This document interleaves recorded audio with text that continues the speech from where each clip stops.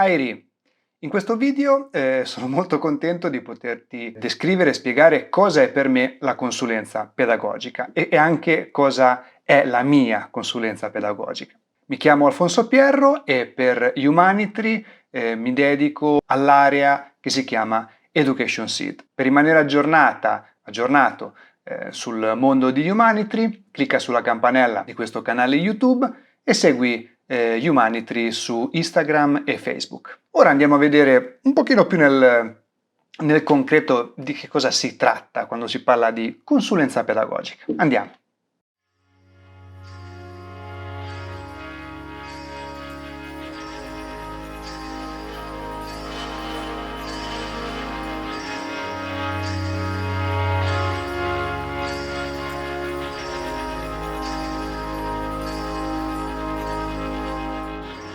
La pedagogia, come abbiamo visto già nel video che ho preparato riguardo la pedagogia, si occupa di tutto ciò che una persona impara nel corso della vita. Uno dei presupposti è quello di sapere e anche descrivere, insomma, spiegare che ogni esperienza, di qualsiasi natura essa sia, comporti apprendimento. La particolare relazione umana che nasce in un ambiente di apprendimento viene chiamata relazione educativa. La consulenza pedagogica si concentra sulla relazione educativa, esattamente su questo genere di relazione, sui suoi protagonisti, sui ruoli e funzioni che si attivano nello svolgimento di questa relazione.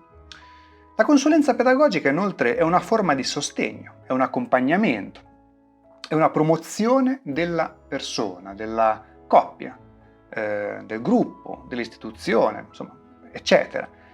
Ed ha come scopo una piena e autonoma integrazione di tutti questi soggetti nel proprio sistema socio-culturale di riferimento. La consulenza pedagogica offre un affiancamento temporaneo grazie al quale creare nuove basi relazionali per riuscire a utilizzare le proprie risorse in modo efficace, tirando fuori, cioè gli strumenti necessari ad affrontare situazioni difficili per un possibile cambiamento. Vediamo bene come l'esigenza da parte di genitori, insegnanti, educatori, formatori, di un supporto nella gestione dell'operatività educativa quotidiana è piuttosto evidente nella crescente domanda di aiuto e nella correlata e sempre più eterogenea offerta di figure di consulenza. Diverse sono le proposte effettivamente consulenziali che sia da diversi orientamenti interni alla pedagogia sia da diverse prospettive disciplinari cercano di fornire un aiuto alle persone impegnate nei contesti educativi professionali o privati. Il pedagogista esercita una specifica forma di consulenza su richiesta, in presenza di situazioni problematiche di carattere educativo, sociale, relazionale, e si tratta di una forma particolare di relazione d'aiuto, posta in essere con la parola, certamente, nella quale però è altresì possibile implementare gli strumenti concettuali ed operativi, metodologici, procedurali, lessicali di altre discipline o di altre aree pedagogiche. Questo esercizio professionale, essendo prestato, come abbiamo detto, anche attraverso la parola, può presentare qualche somiglianza con diverse forme di terapia della parola. Però bisogna fare attenzione qui. La differenza di fondo è che il suo carattere, il carattere della consulenza pedagogica, non è terapeutico. Non c'è infatti nessun scavo nell'inconscio. La consulenza pedagogica è una relazione d'aiuto da svolgersi tutta sul conscio, che può essere stato un conscio lasciato magari sottinteso, non discusso, dato per scontato o che non ha richiesto particolare attenzione.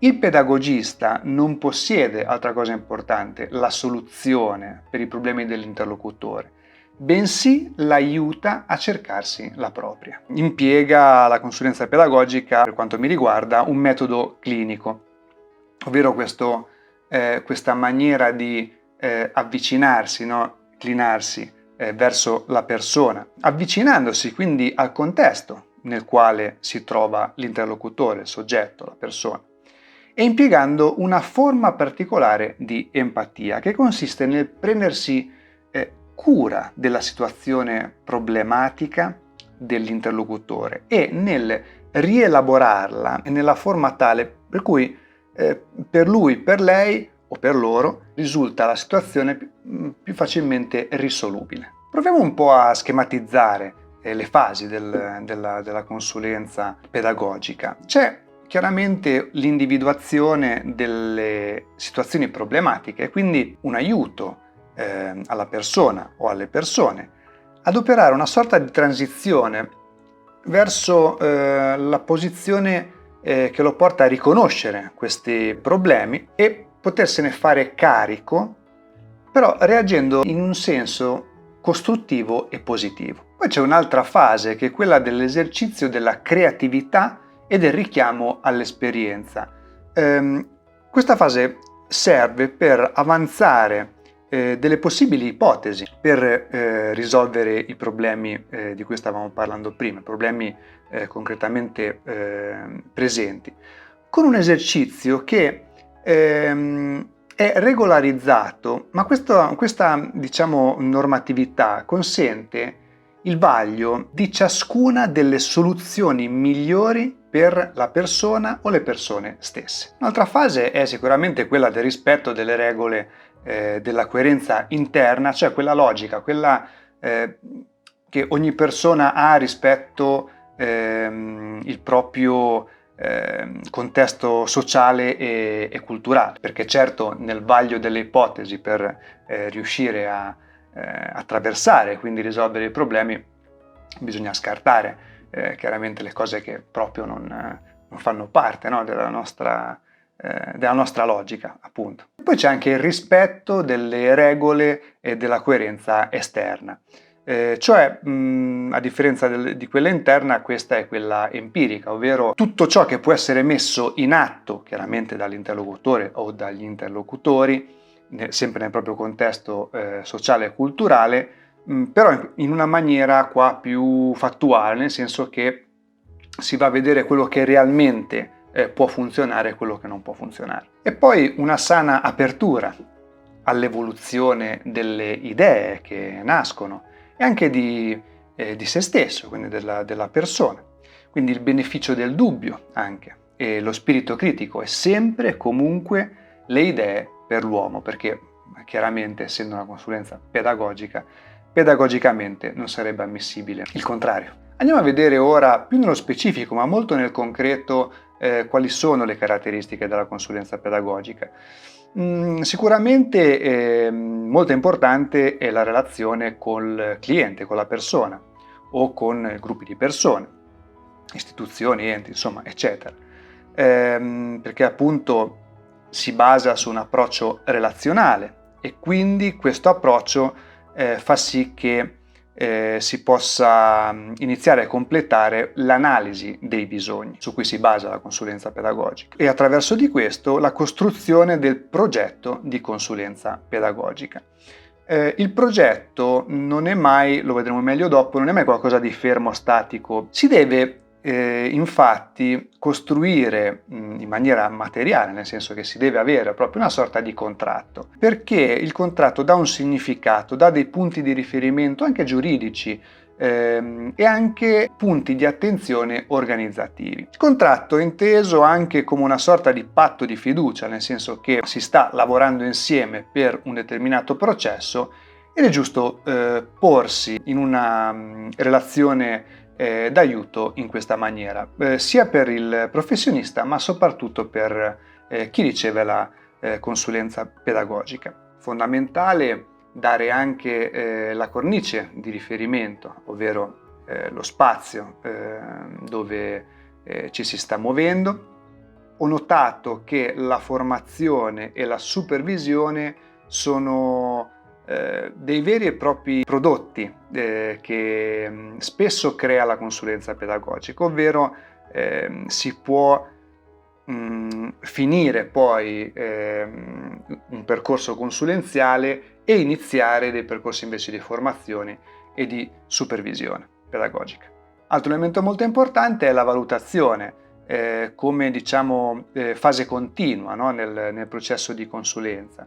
Chiaramente con i propri strumenti, le proprie modalità di valutazione anche in itinere della stessa consulenza e l'importanza della documentazione da tenere a mente. Quindi produrre documentazione riguardo il lavoro che si sta svolgendo, ma anche una documentazione che arriva da prima dell'inizio della consulenza, ovvero avere una sorta di fotografia di tutto ciò che è stato fino al momento dell'inizio della consulenza. Tutto ciò per passare dalla customer satisfaction, dalla soddisfazione del cliente, verso a una valutazione dell'intervento consulenziale che sia sempre attivo, aperto e di carattere totalmente libero e rispettoso tra le parti. Insomma, tutte queste caratteristiche per dire che la concezione della consulenza pedagogica che ho io la vede come una pratica sapiente tra lo specifico pedagogico e la connessione di saperi,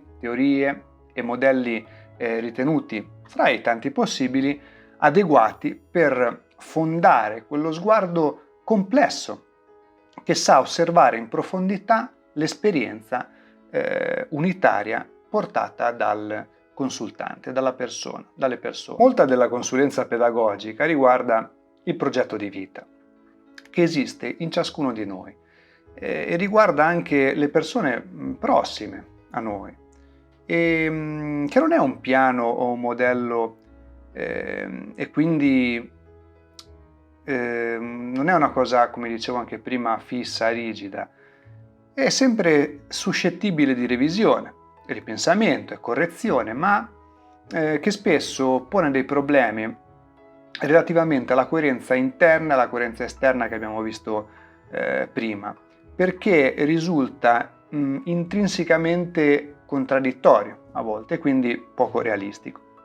Nei rapporti sociali poi spesso vi sono delle contraddizioni logiche o empiriche in relazione a quanto abbiamo come progetto di vita e quindi relativo alle persone prossime, alle loro prospettive, al loro futuro.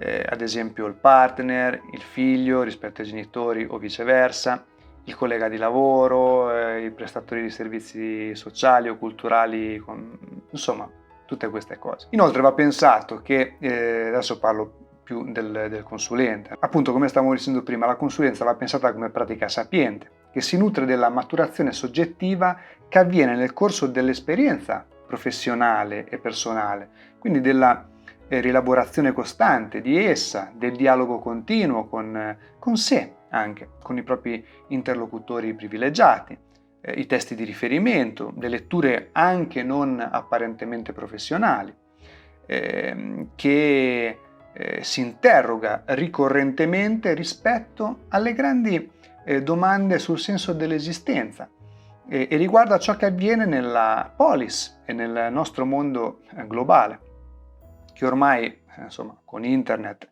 e non solo con internet, i social, infatti, e i fenomeni mondiali di globalizzazione ci interpella quotidianamente. Qui posso collegarmi a quello al mio lavoro di consulenza pedagogica. Chiaramente nel mio lavoro abbraccio quanto ho detto fino adesso ed è costituita la mia consulenza da tutte le cose che mi costituiscono ed è anche per questo che vi invito, se non l'avete ancora fatto, a vedere il video dove mi presento, appunto per capire grosso modo chi sono e quindi capire anche un po' tutte le mie sfaccettature, le mie caratteristiche. Normalmente il primo contatto è gratuito e se la persona decide di lavorare insieme a me, di continuare, andiamo a insomma, firmare, compilare un contratto di collaborazione e appunto questo patto di fiducia, e dopodiché ci sono diversi incontri che possono variare chiaramente rispetto le problematiche o la stessa persona o le stesse persone, per attuare quella lettura appunto dei bisogni e per conoscere meglio, quindi incominciare questa famosa costruzione della relazione di fiducia. E quindi, come dicevo anche prima, raccogliere la documentazione, informazioni, insomma tutto quello che è importante per appunto capire al meglio dove siamo, la cornice di riferimento anche, e quali sono le caratteristiche su cui bisogna andare a lavorare. Dopodiché, questa prima fase di lettura e di conoscenza, per quanto mi riguarda, inizia un processo di intervento. Sulla base di un progetto condiviso, ovvero ci sono degli obiettivi a breve, a medio e lungo termine condivisi con l'interlocutore, col cliente, con la persona, o le persone chiaramente, o i gruppi, le istituzioni, gli enti con cui si sta lavorando. Quindi, per quanto mi riguarda, per me la consulenza è utilizzata anche un po' in maniera parallela a ciò che metto in campo come strumento per aiutare la persona o persone. Quindi il mio intervento poi è anche un po' ibrido, anfibio, perché io sono fatto così. Alla fine, il più delle volte, si traduce in una sorta di monitoraggio sul finire del percorso. Veramente, come abbiamo detto prima, il progetto è modificabile, perché appunto si lavora sul progetto di vita, che non è standardizzato e neanche fisso, immobile, quindi è sempre in movimento e si trasforma come si trasforma la vita della persona, perché si sta lavorando su questo, sulla trasformazione della persona. Però è sempre un dialogo continuo appunto con la persona, col cliente o i clienti. Nella mia esperienza posso dire questo, che raggiunti poi gli obiettivi o trasformatisi gli obiettivi, prima della chiusura del percorso c'è sempre una sorta di monitoraggio, che spesso si è tradotto, questo monitoraggio, in una sorta di supervisione pedagogica, e alcune volte anche, chiaramente a differenza del cliente, che potrebbe essere un ente, un'istituzione o un gruppo, insomma, dei genitori, eccetera, si può trasformare anche in un percorso di formazione. Andiamo ora, in una maniera un po' schematica, a rivedere tutto quello che abbiamo visto e detto nel video. Rispondiamo a queste domande. Che cos'è la consulenza pedagogica? Il pedagogista, su richiesta, esercita una specifica forma di consulenza in presenza di situazioni problematiche di carattere educativo, sociale e relazionale. Si tratta di una forma particolare di relazione d'aiuto, uno spazio-tempo dove poter sostare liberamente nei bisogni educativi. La consulenza pedagogica riguarda spesso il progetto di vita che esiste in ciascuno di noi e riguarda anche le persone vicine. A cosa serve la consulenza pedagogica? Serve ad accompagnare con professionalità la persona o le persone in un percorso di riscoperta delle proprie risorse e potenzialità. Offre un affiancamento, un accompagnamento grazie ai quali creare nuove basi relazionali per riuscire a utilizzare le proprie risorse in modo efficace, promuovendo gli strumenti necessari ad affrontare momenti e situazioni critici per attuare cambiamento e trasformazione. In che modo la consulenza pedagogica si muove? La consulenza pedagogica è una pratica sapiente di connessioni tra saperi e pratiche pedagogiche e gli strumenti concettuali ed operativi, metodologici, procedurali, lessicali di altre discipline.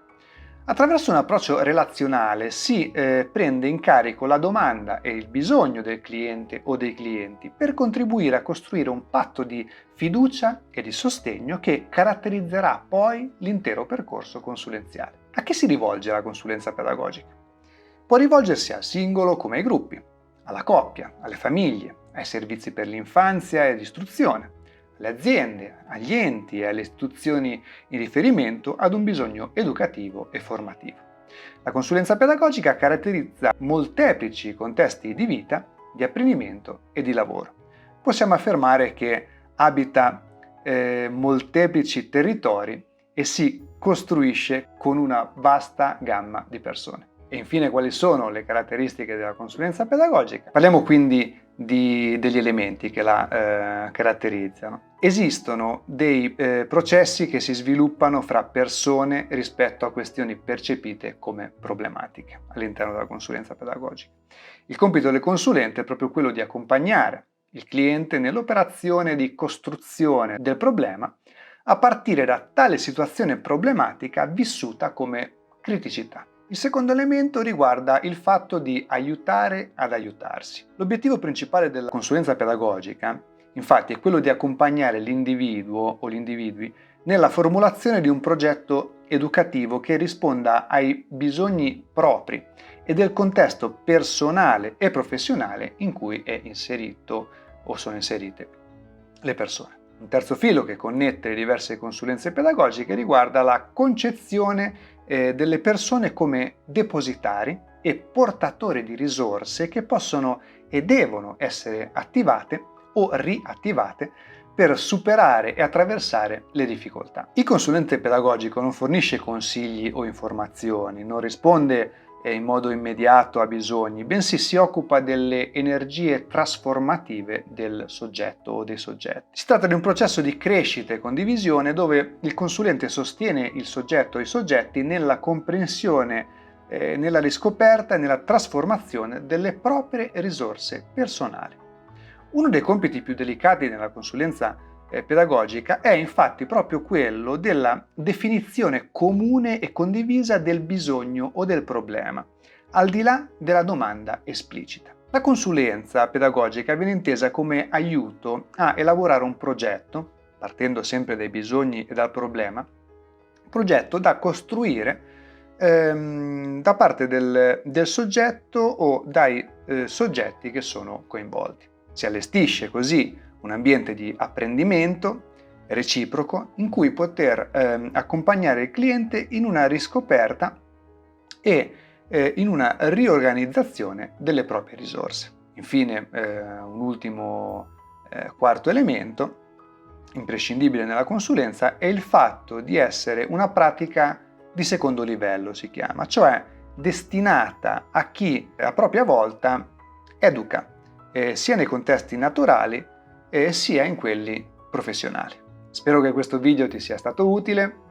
Se ti è piaciuto metti un bel like, sarebbe molto bello leggere qualche tuo commento per sapere cosa ne pensi, e se non lo hai già fatto clicca sulla campanella per iscriverti al canale YouTube di Humanitry e rimanere aggiornato, aggiornata.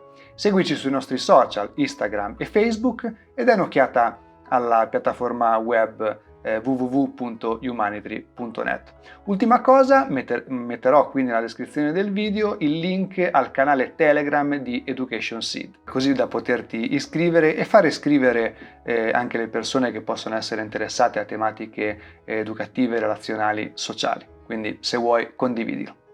Grazie mille, Airi.